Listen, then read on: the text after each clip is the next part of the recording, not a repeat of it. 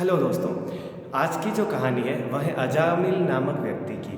अजामिल अपने पत्नी के साथ रह रहा होता है, वहीं उसके साथ पूरा परिवार भी होता है। वह अपने परिवार से बहुत ज़्यादा प्यार करता है, तो उनके भरण पोषण के लिए वो जितने भी काम हो सकते हैं पूरी कोशिश करता है। तो इसमें वो चोरी, डकैती, लूटपाट, लोगों पर आक्रमण करना, वो सारे कार्य भी करना आरंभ कर देता है।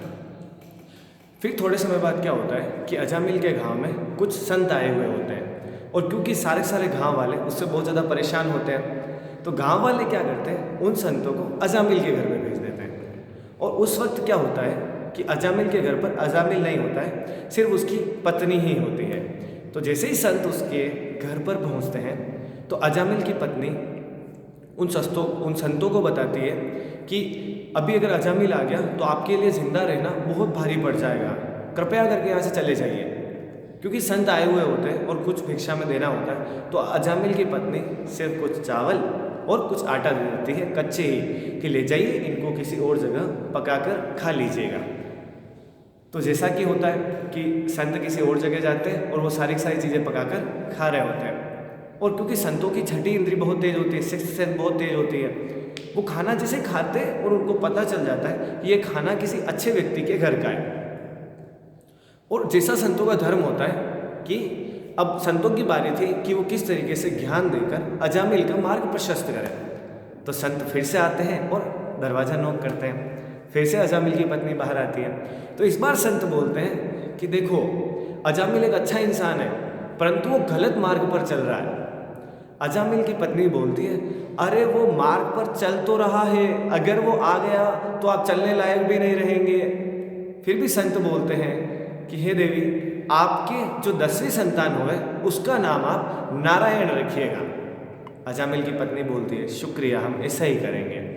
तो जैसे ही कहानी आगे बढ़ती है, थोड़े समय बाद अजामिल के 10वीं संतान का जन्म होता है, और जैसा कि वादा किया हुआ होता है, तो उस 10वीं संतान का नाम वो नारायण रखते हैं।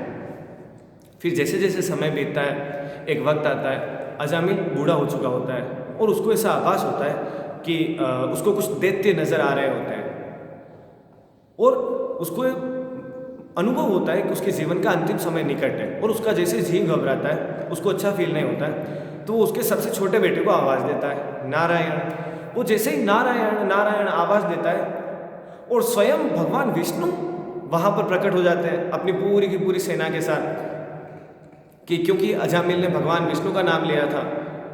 और इधर से सामने यमदूतों की पूरी पूरी सेना खड़ी हुई है।